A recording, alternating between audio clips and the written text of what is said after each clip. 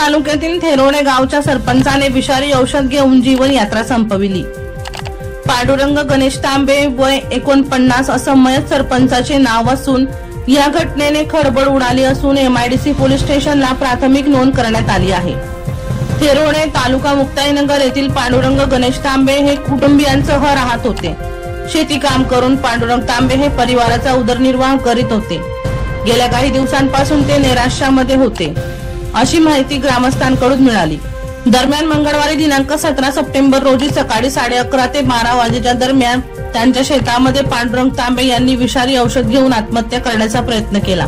त्यांना ग्रामस्थांनी सुरुवातीला मुक्ताईनगर ग्रामीण रुग्णालय आणि त्यानंतर शासकीय वैद्यकीय महाविद्यालय व रुग्णालयात उपचारासाठी दाखल केले। त्या ठिकाणी वैद्यकीय अधिकाऱ्यांनी तपासून त्यांना मयत घोषित केले। यावेळी कुटुंबियांनी एकच आक्रोश केला। अत्यंत मनमिळावू स्वभावाचे व सर्वांना मदत करणारे अशी प्रतिमा त्यांची थेरोडे गावात होती। MIDC पोलीस स्टेशनला मृत्यूची प्राथमिक नोंद करण्यात आली आहे। प्रकाश बोरसे यांचा रिपोर्ट, मानवहित न्यूज, जळगाव।